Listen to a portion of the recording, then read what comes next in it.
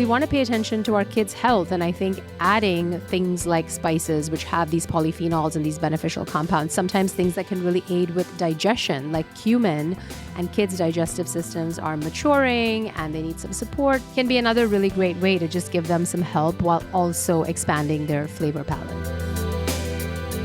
This is Taste. I'm your host, Eliza Barbanel. Kanchan Koya will forever change how you look at your spice drawer. The chef, author, podcast host, and nutrition coach has a PhD in biomedical sciences from Harvard Medical School, which she uses to champion the science-backed benefits of ancient spices. We invited her into the studio for a truly fascinating conversation, answering our many, many questions about the health claims around spices, like what is inflammation actually, plus how to cook with even more spices. Find out now.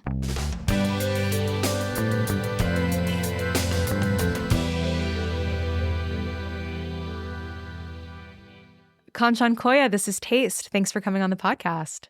Thank you for having me. So I have to know, what have you eaten today and what spices were in it? Okay. So I had a hodgepodge kind of early brunchy situation.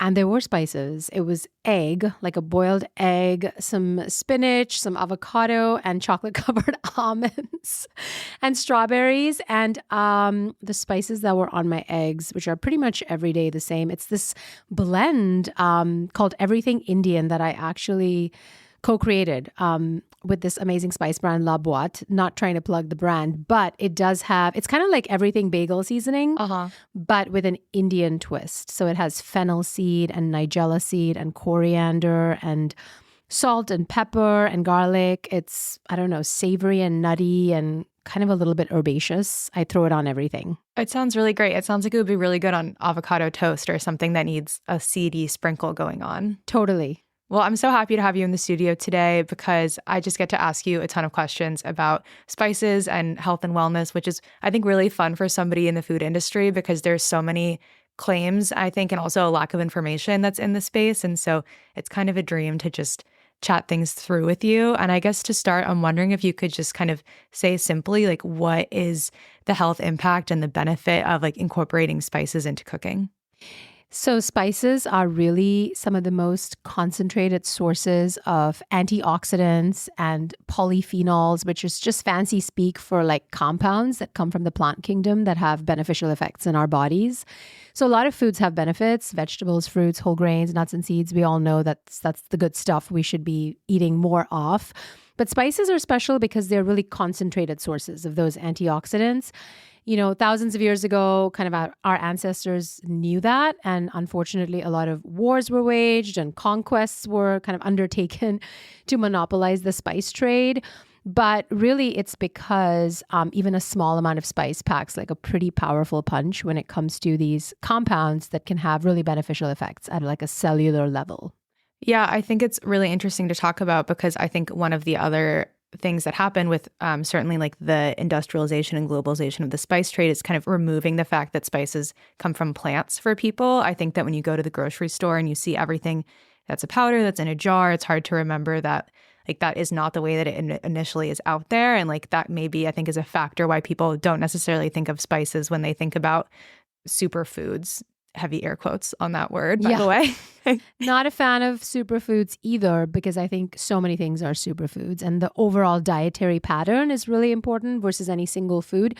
But you're so right. We are kind of removed from where spices really come from. And, you know, they are essentially by definition like the dried bark or root or seed or fruit of a plant. So the plant piece often gets forgotten.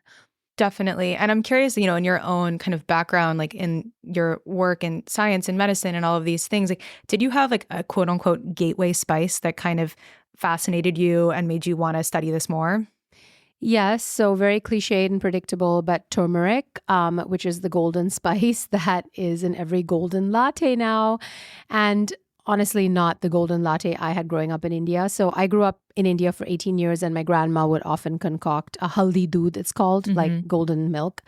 That was pretty intense and hard for most children to, you know, really stomach, but it was like the cure-all for everything. So I grew up kind of skeptical that that was really legit and rolled my eyes at a lot of that ancient Ayurvedic wisdom until I went to graduate school at Harvard Medical School and started studying molecular cancer biology. And I've told this story several times, but my lab began to look at the impact of natural products on breast cancer. And one of the products we were looking at was actually the bioactive compound in turmeric called curcumin.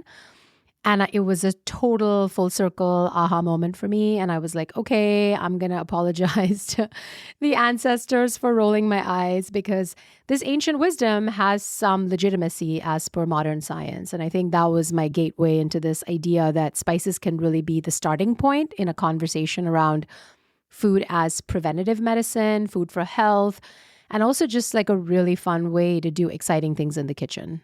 Definitely. And you mentioned this word bioactive. And I think that that is really like interesting to talk about with spices and especially with turmeric. Can you maybe explain for a listener who doesn't know that word, like what that means? And specifically like when it comes to turmeric, how maybe adding black pepper to a latte is like impacting that?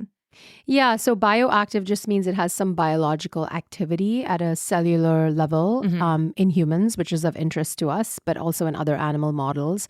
And so the compound in turmeric, curcumin, has been studied for so many different effects. Some in cell lines and, in vitro, we say in biology, like just looking at the effect of a compound in like a petri dish, which is interesting, but maybe not the most relevant when it comes to like the full human being. But we also have studies now on humans looking at the impact of, say, turmeric on arthritis and inflammation and pain. So with spices, specifically turmeric and also some other spices, how you ingest the spice, how you cook with the spice does matter in terms of something we call bioavailability of that bioactive. So curcumin in turmeric seems to be activated by heat and fat. And if you think about traditional cultures that have used turmeric for centuries, like in India and other countries, turmeric is often used in powdered dried form, but it is bloomed, using a culinary term, in a fat source like ghee or oil. It's never really added raw to like a smoothie, which always makes me cringe a little. I get it. You want the benefits. But honestly, the way to really extract the benefits and to make that compound more bioavailable so that it's absorbed by the body instead of just rapidly excreted is to use some of those traditional cooking techniques. So heating turmeric in a fat source with, whatever your favorite, like olive oil, avocado oil, ghee, whatever your fat, and then pairing it with black pepper. Even a pinch of pepper can really enhance the bioavailability of the curcumin. And most times when we cook with spices, we don't use a single spice. We often use combinations of spices. So, adding turmeric to a curry powder blend would be so natural. But now we know we have to be intentional about it if we are trying to really enhance those health benefits. And the black pepper, I think, is interesting because we're talking about golden milk as this trend. I think certainly a couple of years ago, it felt like every restaurant in America was doing that, and that often black pepper wouldn't be a part of that. And I think like it's really interesting to be talking about like, well, if you're doing this for a health reason and that isn't included, then it's not really working in that way. And if you're looking at the way the spice has been traditionally used, like that actually is within it all along. Yeah, so you can also imagine having a golden milk at your favorite cafe with an avocado toast that has black pepper on it. So you don't necessarily have to put it in the golden milk if that's too offensive to your taste buds. It just has to be in your stomach at the same time. Yeah. Mm-hmm. Okay, like obviously that makes sense, but that blows my mind to hear that because I think like for some reason, maybe because if it was medicine, I would think I had to be like eating it at the same time. But I guess as long as it's just in your digestive system, your body can pull everything out. Mm-hmm. That's really cool. And also it's interesting because from a flavor perspective, when you're blooming a spice in oil or fat, you're also just kind of unlocking all of those additional flavors, and it's so much more nuanced than before. So it seems that to me like flavor and health are actually going hand in hand in a lot of these ways. Yeah, I couldn't agree more. I think this is really the perfect example where the two worlds meet, because so often we think that we have to make a trade-off when it comes to health versus flavor. We're on the sort of New Year's resolution, healthy eating train, and we're compromising on joy and flavor. But I think spices are just a beautiful reminder that the two can coexist. Yeah, I totally agree with that. And I wanted to ask you about another kind of health claim around spices, because I feel like I hear the word anti-inflammatory a lot, and I don't actually know what that means. Can you enlighten me? Yeah, just like a 101 on inflammation really quick, right? So we need inflammation in the right place at the right time, like for wound healing, if we have a viral infection, the flu, whatever, COVID. We want an inflammatory response that's targeted and then shuts off when the job is done. What's happening in our modern environment for a multitude of reasons is we are seeing something called systemic chronic inflammation. So systemic means all over the body, chronic means chronic, and inflammation. And this is not great because it's almost like a fire that was meant to do something very focused now becomes sort of continuous, low running like a wildfire. And of course, there's damage associated with that. And many studies suggest that that systemic chronic inflammation is kind of at the root of a lot of our modern day diseases. So keeping that systemic chronic inflammation in check is of interest. And we do have evidence that diet and lifestyle can play a role. And spices do indeed have a lot of these bioactive compounds like curcumin or cinnamaldehyde and cinnamon that seem to be affecting this inflammatory process at a cellular level, at a molecular level.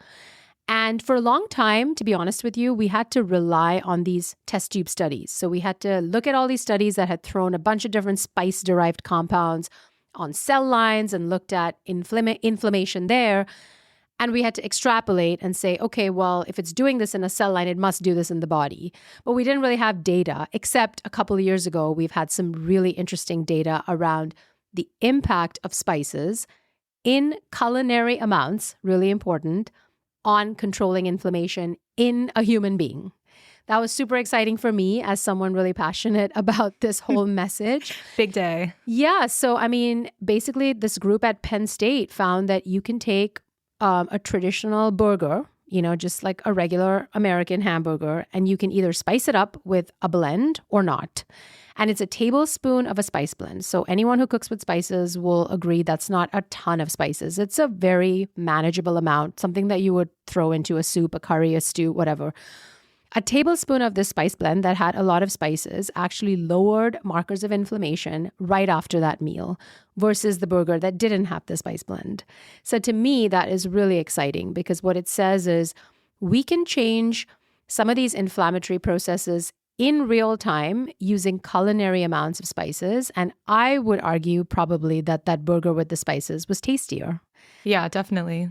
I mean, it depends on the spices. I guess if it was a cinnamon burger, that maybe wouldn't be my favorite. But when we're talking about culinary amounts, I think I would imagine that a lot of listeners of this podcast are using spices in their cooking in general, just because that's delicious and that's where there's a lot of flavor. But if you are going to be encouraging people to be incorporating more spices for health, we've talked about turmeric. I would imagine that would be a recommendation. But are there any other ones that you kind of start out with as like your heavy hitters?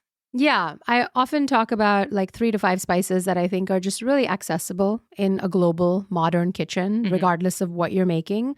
So turmeric's one, always paired with black pepper, like we said. I love the paprika family because it's just so versatile. You can roast potatoes or cauliflower or, put it in eggs, in a frittata, in shakshuka. I mean, really the list is endless. And paprika has some of these anti-inflammatory compounds that are related to the compounds in chili peppers called capsaicin. So you can do spicy chili peppers, which I love, or you can do the sweeter paprika, which still has some of the benefits. The other one that I really, really love for people to use is sumac. So it's something I didn't grow up with because I'm from India, and it's really a spice that's pretty prevalent in the Middle East. But it's just so easy to sprinkle on literally everything, like avocado toast, sunny side up eggs, your salad, hummus, baba ganoush, like some chicken, salmon. I do it on fruit a lot. Like I eat a lot of citrus in the winter, and I think that because sumac has such a fruity flavor, it really like pairs well with grapefruit or something. Yeah, I actually haven't done that. I love that. Let me know something what you new. Yeah. We do a lot. Actually, that's interesting because we do in India a lot of salt and chili on fruit. We feel like the salt brings out the sweetness. But sumac's just an easy one because you can literally use it like you would pepper. Like just have it out there with your salt and pepper shaker and just put it on things for that citrusy vibe. Yeah, I mean, I grew up in LA, so the chili salt on fruit to me comes from like all the Mexican street carts with fruit. But I think anyone that's dressing up their fruit with something is like, I have to try it. It's so fun. Yeah, and sumac is like purple berried. So anytime you see that color purple in nature, you know you're getting these beneficial antioxidants called anthocyanins, which are proving to be really beneficial for brain health, cardiovascular health, inflammation. So just like a win-win. So like a pomegranate maybe would be another example of that? Yeah, exactly. Eggplant with the skin on, blueberries, Cool. And I think maybe there was one more spice you were going to mention. Yeah, cinnamon. So I think it's something we love in the holiday season. And I always like to challenge people to A, think about it year round, and B, use it in savory dishes. So you talked about the cinnamon burger, which could be a little suspect, but like taco meat seasoned with like smoked paprika and cinnamon and cumin and some chili powder is delicious. Cinnamon's actually an integral part of a lot of savory blends, like garam masala in India has cinnamon. So just think outside the box. There's a study that came out this week looking at cinnamon and its impact on blood sugar in pre-diabetics. And the equivalent of 2 teaspoons of cinnamon a day seemed to bring down glucose levels, blood sugar levels, which is really cool. So yeah, again, win-win. Yeah, I love that. And I think when I said cinnamon burger, maybe I was thinking about only cinnamon as an ingredient, but I totally agree with you that it adds such nice nuance to savory things. Certainly like also even like adding chocolate as a flavor and like kind of that balance that's going on. I think that's really fun. Yeah, like a chili with like all of the savory, like cumin, chili, but then also some cinnamon and chocolate, I think would be really fun. Really good. So I have to know, like, what is your spice organization situation like in your pantry? I would imagine that there's a lot going on. Yeah, my husband would be like, oh my gosh, we have way too many drawers devoted to spices in my house. I try to be mindful of a couple of things. So spices, if you think about them, are these sort of living, breathing, plant-derived compounds. So they have a shelf life in that they don't necessarily go bad, like they won't make you sick, but they lose their luster over time. And like many plant-derived things, they interact with the elements. So heat and light, moisture. So my rule of thumb is if you are storing spices well, you should put them in airtight containers away from heat and light. It's very tempting to have them in that drawer right next to the stove or the oven. I try to move it one drawer further away so it's not like super hot all the time. I like to keep it in the drawer, not out on the shelf, just so it's not constantly interacting with light. And then, if you open your spice and it smells like nothing, it's probably lost a lot of those volatile aromatic compounds where a lot of the benefits and the flavor lies. So you can try to wake up a spice by dry roasting it or blooming it, or you can just toss that batch and get a fresh batch. Also, if you buy a pre-ground spice at the supermarket, know that it's been sitting on that shelf for a while.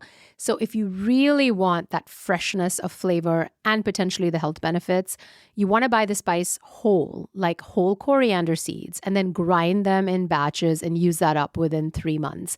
I know for some people that can seem like a huge hurdle, like, okay, really, you're telling me to add all these spices. Now you're telling me to buy them whole and grind them fresh. Like it's too much. So I get it. Buy whatever form you're going to use. That's a great starting point. But it is good to be mindful that they do deteriorate over time in terms of their sort of pizzazz. Yeah, I think it's important to keep in mind. And I like the suggestion that you can be buying whole and then grinding in batches, because I find that when I am buying like whole cardamom or something and then I'm breaking it down for use, I always just do as much as I need. But I guess if I'm bringing out my mortar and pestle anyways, I might as well like give myself at least a couple weeks of runway or something. Yeah, or just invest in a really inexpensive like spice grinder. Mine is just a coffee grinder that I use for spices. It's like $20 on whatever online, and I grind my spices in it, put it in a glass jar. It lasts me like 3 months. And really, once you do that, you'll see the difference. Like in the flavor, it's like night and day. Yeah, I think that's probably the most encouraging thing that will make you want to do it again is if you make something that tastes so delicious out of it. Yeah, for the foodie audience, definitely. That's the biggest motivator. Definitely. So I want to talk to you about your book, Spice Spice Baby, which is not just a very cute book name, but also kind of like a call to action that people should be putting spices in their baby food. Can you maybe explain like why that? Obviously, we know that spices are good for everybody and babies are also human. But when it comes to baby food specifically, like how can that be optimized? So we have so much evidence now that exposing babies' palates when they're young to a wide variety of flavors is just a really sure shot way to build like adventurous eaters. Every kid will get there at their own pace. So I'm not going to guarantee that if you give your kid like cumin and their avocado lentil puree, they're going to be the most adventurous eater by age 3. And the reason I say that is because I have 2 kids, 11 and 7, and they're very different in terms of their personality towards new foods. But there is evidence to suggest that the more we expose them to flavors and variety, the more open they're going to be over time. So that's one. Second, we want to pay attention to our kids' health. And I think adding things like spices, which have these polyphenols and these beneficial compounds, sometimes things that can really aid with digestion, like cumin, and kids' digestive systems are maturing and they need some support, like babies especially, can be another really great way to just give them some help while also expanding their flavor palette. Yeah, it makes a lot of sense. And I would imagine that there was a big reaction when that book came out because maybe not everybody, especially here in America, was adding spice to their baby food before. Yeah. So when I became a mom and I started to give my 6-month-old at the time, pear with cardamom and sweet potato with clove. Yum. A lot of my mom friends were intrigued and also a little bit nervous. Like, oh, is this just because you're Indian? Like, I don't know if this is really the best way to approach it. And my pediatrician here in New York City was like, oh, I love that you're doing that because there's really no scientific basis to giving kids bland food. We've somehow decided that if we dumb down their food, they will eat it more. But actually, all we're doing is telling them that food doesn't have to be flavorful. And if you look at tons of cultures around the world, basically babies eat what the grown-ups eat, maybe with a little bit less salt and like the spicy spices. But there's every reason to expose them to all the flavors early on. Yeah, I mean, it makes a lot of sense that if you're trying to avoid raising a generation of picky eaters, that teaching them that food can be delicious from the jump is probably the best way to go about it. I feel like sometimes when there's someone who is afraid to try something new, I think that they must have had a lot of like negative experiences with foods that they didn't like growing up. Because to me, I'm like, well, everything that I eat, this could be my new favorite food. I don't want to miss out on that. Yeah. And I mean, as a mom, again, like I just want to say you can do everything right and still have like a kid who is going through a fussy phase. So don't be hard on yourself. But over time, like kids model what their parents do. They see you cooking with these ingredients and loving them and enjoying them, get them in the kitchen, grinding some cinnamon or cardamom or popping those seeds out. I mean, it all adds up over time to more adventurous eating. Definitely. And you mentioned a spice blend a little bit earlier. I'm curious, like, do you have any favorite brands that you look for when you're buying spices? Yeah, so I definitely look for quality. I look for organic when possible. If I can, I go for single origin. So there's a few brands I love. I'll plug the brand that I collaborated with on a spice box. It's called La Boîte, and they are here in New York City. And Lior is an incredible spice master, and the blends we created are really next level. I also love some of the single origin spice companies that are really changing the game, like Diaspora and Burlap and Barrel.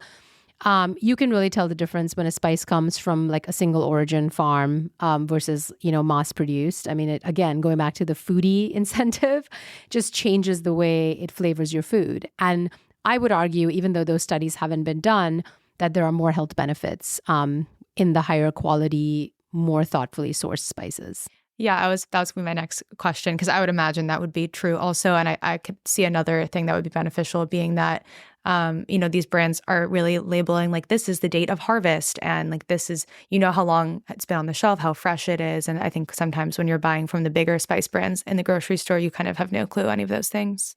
Yeah, and you really have to be careful about one other thing with sort of big brand spices or just mass-produced spices or even spices that come from these no-name spice markets, which I love and are so beautiful. But heavy metal contamination is a real challenge with spices. And so I like that some of these newer brands are very transparent with their certificates of analysis, and they'll show you like what the heavy metal content is in a spice. I mean, everything has some heavy metals, like your rice has arsenic, but you want it.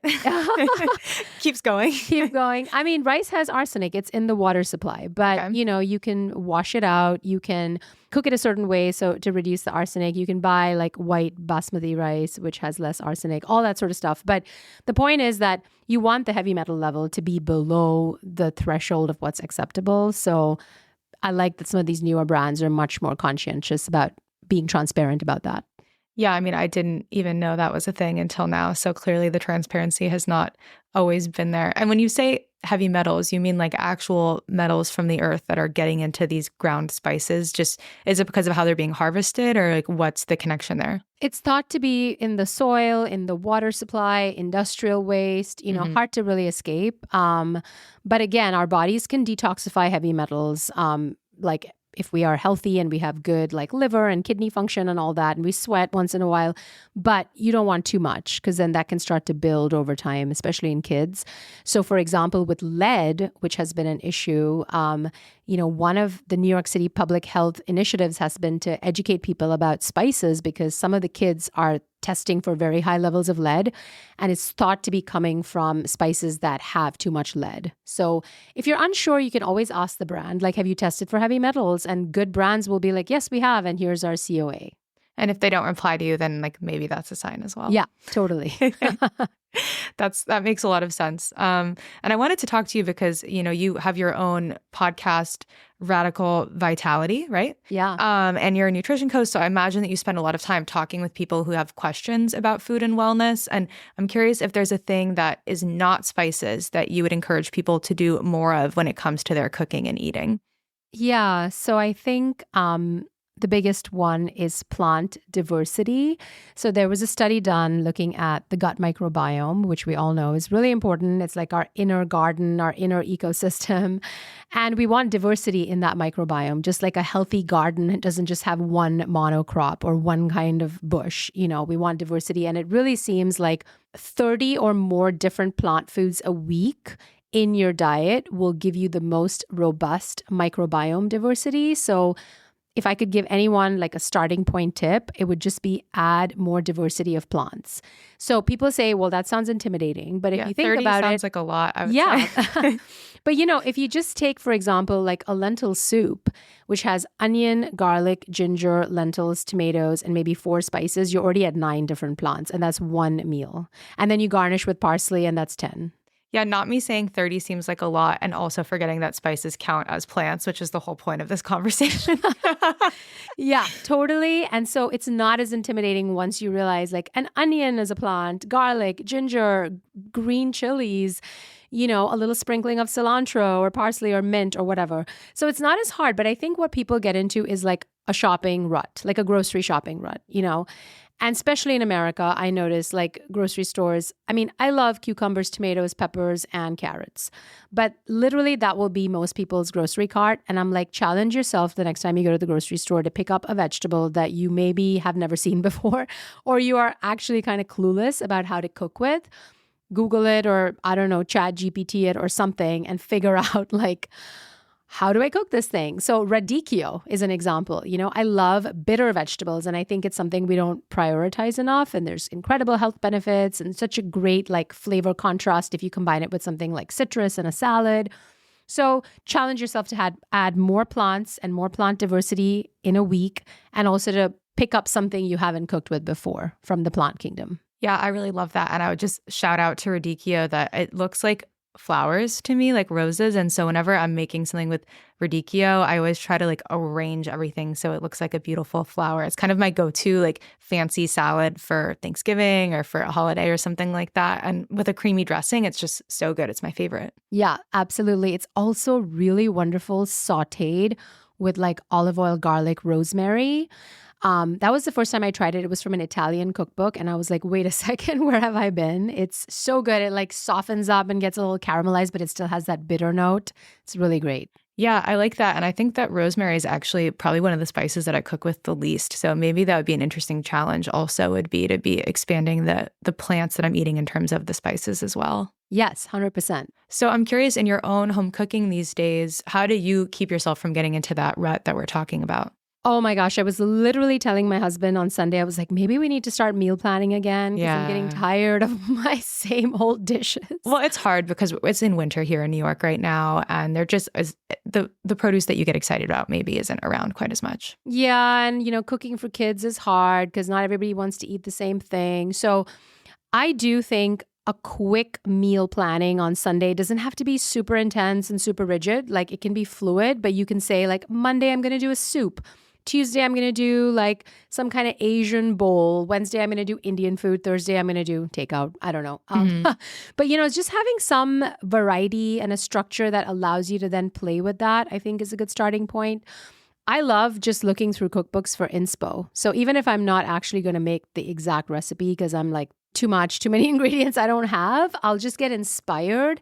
So I was trying to make tofu yesterday, and I saw a recipe in the New York Times cooking app for tofu that had some cornstarch and was put in the oven and got super crispy. Ended up being potato starch in my case because I didn't have cornstarch. And then I discovered that if I do that and saute it in a little bit of avocado oil and throw some hoisin sauce and broccolini on it, it had like the most incredible texture. So I kind of innovated a little bit in my own life in a really simple way. But yeah, I think challenging yourself to get out of the rut with a little bit of meal planning and perusing some cookbooks can be like a low lift, low hanging fruit approach. Definitely. And I liked that when you were talking about your made up meal plan for the week, you included takeout on a day. I think that that is really helpful, that like you are building in that moment of rest and ease. And yeah, you could shuffle that around if your Tuesday ends up being very hectic. But I think that like sometimes when I've meal planned in the past, I've just given myself too much to do, and having that moment of this is me the day that you order out is actually like very helpful as well. Yeah, some wiggle room is nice for sure. Yeah, wiggle room. That's a good word for it. So before we close today, this is taste. I want to do a little taste check game with you. So I'll give you some categories and you can just tell me kind of the first answer that comes into your head, if that sounds good. Mm-hmm. Okay. Favorite cookbook? Otto Lengi Plenty. Favorite spice blend? Berbere. It is an Ethiopian blend and it helped me win a contest on the Food Network. So it's a favorite. Okay, wait, say more about that. What was the contest? It was a show called Money Hungry that ran in like 2020, I think. And we had to taste 15 dishes and guess different taste questions around them. And my winning question for $50,000 was to guess the spice blend in this Ethiopian dish, and it was berbere because I had listened to Marcus Samuelsson talk about berbere on a YouTube video, and I love Ethiopian food, and I was like, oh my gosh, I cannot believe this is my winning question. So wow, I'm biased and I love it. Shout out to Marcus on YouTube. That's so fun. I love that. Okay, the spice you use the most that isn't salt or pepper? Sumac. Something that you'll never make from scratch? Oh my gosh, puff pastry. Yeah. Do you have a go-to like frozen puff pastry brand or just whatever The you one find? in that white box. Dufour? Yeah. That's the go-to. Yeah. Instantly I knew. Your favorite New York City grocery store? There's a grocery store in Bed-Stuy where we live in Brooklyn. It's on, I'm going to say, on Nostrand Avenue and Halsey Street. And it's this Bangladeshi grocery store. And I just sort of exploded with joy when we moved there and I found it. I can't remember the name. Wait, is it Natural Blend? Yes. Yeah, I love this grocery store because they sell really good, like all the prepared foods are so good. The prepared foods, the spices, all the like, they have guava, which I love, like the vegetables. Oh my gosh, yeah. I really like, I'm so glad. I knew when you said the cross streets, I was like, I know this is going to be a Natural Blend because they sell bulk everything, all the spices and lentils and dried grains and things. Yeah, Kalyustan's gets all the love, which I love, but you know, I like to showcase some little like your local one. Brooklyn ones, yeah. Yeah, okay. Your favorite New York City restaurant? Rolo's in Bushwick. I'm probably not the first one to say it, but I've had 3 meals there and they've been like mind-blowing. Love that. Your go-to bodega snack? Everything bagel, egg and cheese with sriracha. Nice. Okay, a restaurant that's not in your neighborhood that you wish could magically be your like neighborhood restaurant on your block. Another Brooklyn fave, Al Di La. It's an Italian restaurant, Northern Italian. It's in Park Slope, and I've never lived in that area. And I just love how it makes you think of like an Italian grandma's cooking. It's always incredible. It's a destination for us, but it would be great if it was down the street. Mm-hmm. A fictional food scene that you wish you could eat? I'm gonna pick the chocolate, the spicy chocolate from Chocolat. I guess drink more than eat. Oh yeah. Wow, I haven't thought about that movie in so long. I know. That's a good like winter. Maybe we should go make that after this actually. I do think like chili and chocolate is pretty epic. Yeah, I love that. Okay, my last question for you is if you were going to have like a beautiful, flourishing kitchen herb garden with fresh herbs, what would be like the 3 fresh herbs you could have in endless supply? Ooh, tarragon, super underutilized and incredible. Rosemary, we talked about it. It's actually so good for your liver health. And it's also just like the most magical scent. I love rosemary, roasted potatoes, chicken, everything. Mm-hmm. And the third would have to be, I think flat leaf parsley. So versatile. Yeah. Yeah. Well, I love that. And thank you so much for coming on the show. I'm excited to go reorganize my spice pantry after this. Thank you for having me.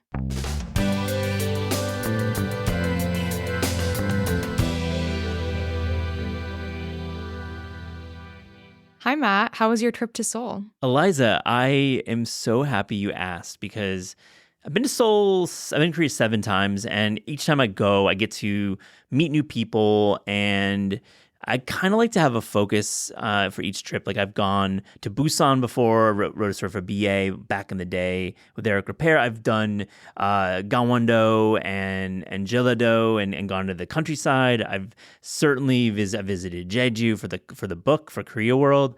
But this trip was really unique because I stayed in Seoul. I didn't travel anywhere. It was a short trip. It was only 6 nights.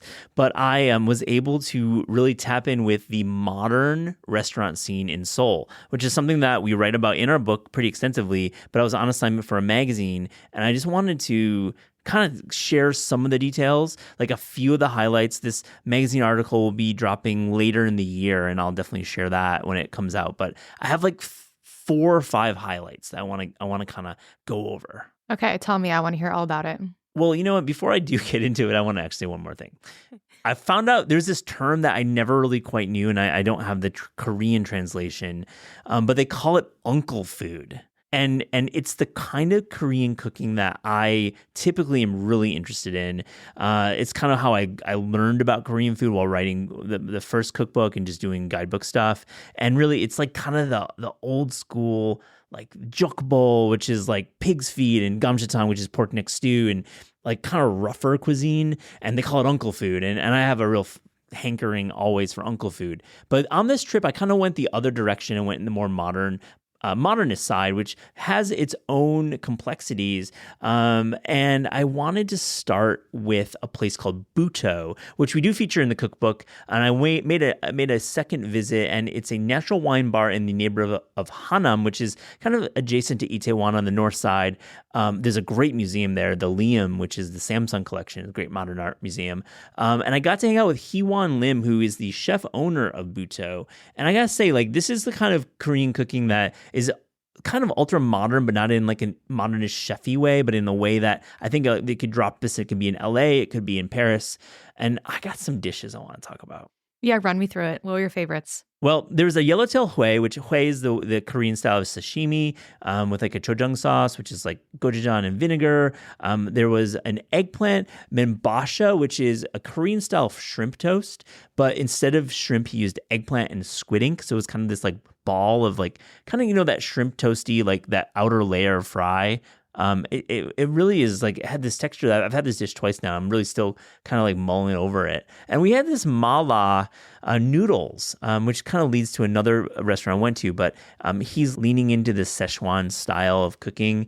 And I think it's a terrific restaurant. It's called Buto. Buto. Yeah, Buto. Is this a wine bar? Yeah, it's a wine bar. There's like a good list of natural wines. The dollar in Korea is extremely strong. And so even for like bottles of natural wine, it's like $30, $40 with the exchange. What kind of wine are they pouring? Where is it coming from? It's usually, I think I don't drink wine, but I think our table ordered a German white wine, but there was like definitely some French wines on the list. But again, like I'm going to stress, like go to Korea. The dollar is strong. I mean, it's like meals are like, you're going to get most meals for under, $50 to $60. It's really, really affordable. And I love visiting. Cool. Okay. Where else is on your list? Well, I wanted to talk a little bit about Szechuan because Szechuan is having a moment in Korea. So it's like this idea, it's not the typical Chinese Korean like jjajangmyeon, which is a little bit more mild, black bean paste and pork and onions. On the other side, it's more of this like Szechuan, like mala, like Szechuan peppercorns, cold noodles, sesame oil. And so there's a restaurant called Flavor Town in Seongsu, which is not affiliated with a certain spiky-haired gentleman, but still pretty spicy, I must say. Do you think Guy Fieri would like it? Guy Fieri. Guy Fieri. I love that you actually did the proper pronunciation. I love people like that, like you. Yeah, I think we're going to remember the name Flavortown because I believe Flavortown will be making its No, you think I'm joking. Flavortown might be hitting New York sooner than you think. And I have to say, the owners, it's a husband and wife. They cooked in Australia for many years and studied in Chengdu. And they're doing their own style of Korean Szechuan. One thing that I just loved, it wasn't quite in the mala category, but it was a grilled octopus and uni.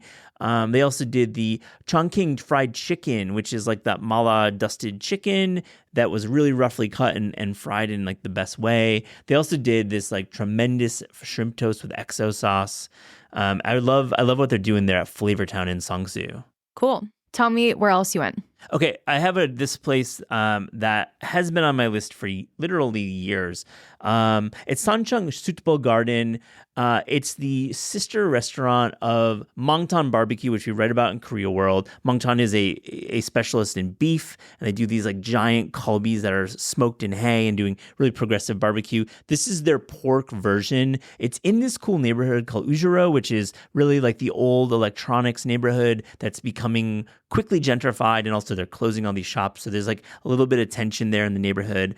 But what they're doing is probably my favorite pork barbecue I've ever had in my life. Whoa. Okay. Walk me through why this is the best pork barbecue. It's a great question. I really like the cuts. The cuts are really like there's pork belly, there's jaw, there's samgyeopsal, there's all sorts of cuts that you're going to expect. But then the condiments, man, they really, like at Mongtan, they have really great condiments. So they have small bowls of wasabi, a flavored salt, and pollock roe, which is really cool to have on pork. So pork and really fishy eggs pairs extremely well. They also throw incredibly like oversized bunches of scallions on the grill. And I must say the grill is charcoal. It is like old school, and the decor of Sancheong is really much, it's like in the 60s. It feels like you're walking into a place that is like pre the technological revolution of Korea. Everything is analog.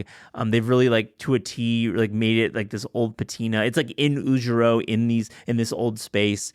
So it has like a real vibe to it. And man, this is where I would recommend going right away if you land in Seoul. It's your first meal in Seoul. It was my first meal, one of my first meals, but I mean, absolutely go to Sancheong Supo Garden. Had heard many things about it. Long lines on the weekends. We went there around 3:00 on a Tuesday, and it was like totally good. Perfect time to go. Okay, Yeah. where else should people go that you went? I wanted to do this in your honor when I was prepping for this conversation. I'm going to call this the pastry rapid fire Well, because I know bakeries, really they speak to you and what your work at Cake Scene, which covers more than cake. This place called Meal Dough, it's like meal and the degree sign. There's like 6 of them. I went there 2 years ago and had probably the greatest peanut butter sandwich of my life on milk bread. I love a peanut butter sandwich. And when it's like done on milk bread, and they use no non-fat milk instead of water in their milk bread. That's like one of their secrets that I read about. But they're also doing, I would say it's called a cube bread. It's basically like maybe a 6x6x6 cube of milk bread that's been like, I don't know the technical. I wish Tanya was here to ask her. I mean, you may know as well. It's like it shatters. It's like there's like a coating of honey crust on it. And like you like kind of break into it, and it's like a really soft center. I don't know how they do it, but it's pretty cool. It's called cube bread. I'm trying to picture this. So do you think they bake it in a tin that's cube shaped and then it's coated in honey or something like that? I think that you're right about the tin and the shape for sure. It's definitely done in a pan, but I don't know the actual way that they can make the it's like very caramelized sugar, burnt sugar kind of crust on it. Almost like a Queen Amman texture or something like that? Yeah, it's like in that Queen Amman realm. It might be a similar technique to Queen Amman. Is it laminated or is it just bread? Like It's milk bread. It's not laminated. It's not layered. Interesting. Okay. I went to a place called Honeybee in Hanam. They did the most ethereal strawberry cream cloud. Like you would like dip into it. Similar to like what Brooks Headley does at Superiority Burger with the mango pearls dish, where you just like spoon into it and it's like very instantly you scoop it in. It's like, wow, it's like a cloud. It's like a texture that most human civilians can't do. So they did that with strawberries. It was strawberry season, so we were having a lot of strawberries. Finally, they had a fig gâteau basque, which was pretty textbook. Overall, a really great experience at Honeybee in Hanam. I think that's it for bakeries. I had one more in my brain, but you know what? I'm going to say like read the book, read this magazine article coming up. Teasing. More to come. Yeah, and I want to give some special shout outs. I had some really great like friends, got to meet some folks. My friend Nadia Chose first, like got to hang out with her for a long time. Noah Choi. She's an editor at Magazine F and Magazine B. Loved hanging out with her and getting to know about Magazine F, Magazine B. These are two. Do you know about these magazines? Have you seen them? The B is those brand magazines. I have one. I have the berry one that they did actually. Yeah. And then the F, they do, one of them is brand related, and then the other one is for food. So they do like curry is an issue. They do spice. They do a water issue. So the berry one I have is for Magazine F, and then I've also seen the B ones. They did. I think I have a Nike one or something. The brand stuff you'll see them at a lot of indie bookstores. Really cool, like really scrappy operation. I was happy to meet them. Kevin and Tina from Doobie Doo Bop had a couple meals with them. They're doing well. Love to see them. And finally, journalist and pastry chef Michelle Kim, thank you for showing us around and really giving us tips. I have made a lot of friends in Seoul, and I just have to give them a shout out on the show. So that's so sweet. I have to know, if you could have one thing for dinner tonight that is something you ate in Korea, what would it be? Oh my goodness. Last night we went to this Jeollado style seafood restaurant that was a tip from Kiro, who owns Hand Hospitality Group, some of my favorite restaurants in New York. He said, don't tell anyone the name of it, and I'll honor that request. But Jeollado is in southern part of the peninsula, known for its fresh seafood. So we had cockles, and we had, it was kind of like a sole, this fish that we were trying to figure out what it was, but it was lightly rubbed in spice and just grilled lightly. The one thing I wish I had was jun, which is the pancake of Korea. And this one had oysters. And, oyster pancakes are hard because there's so much water in the oysters. Usually they're kind of the texture's a little flawed, but for whatever reason, I don't know what the technique was. This was really good. And I wish I could have more oysters in an egg batter. That's my favorite chun, the egg batter ones. Oh, love that so much. That's the one dish probably. I feel like my eyes widened when you said that because I've never had an oyster pancake like that before, but it sounds really cool, and I hope you can find an approximation here in New York at least. I think so. There's got to be somebody from, maybe Kiro knows somebody who's doing it here, but it's all about getting those oysters. So maybe I'm going to think it's probably an Ajima out in Long Island is probably making some amazing oyster jun. Probably, or maybe you could request it from our friend Ham El Whaley when he opens up his seafood oyster Definitely, restaurant. Ham. Listen, do the oyster jun. You'll get a following. So. Well, thanks for letting me ramble on about Korea. I just got to say, just gotta go. Hit me up on Instagram or wherever if you want tips. I'm happy to provide. Yeah, every time you tell me, my trip to Korea becomes more and more of a necessity. So I can't wait to hear more about it next time. I mean, Cake Zine launch Cake party Zine there. in Korea, baby. I feel like it's just meant to happen. There's a lot of great indie publishing there, so I think you'd dig it. Well, I'll keep everyone posted. This is Taste is hosted by Matt Rodbard and me, Eliza Abarbanel. The show is produced by Shalia Harris and Pat Stango and edited by Clayton Gumbert. Theme music by Steve Rydell. Visit Taste online at tastecooking.com and make sure to subscribe to our newsletter for updates on all cool things happening.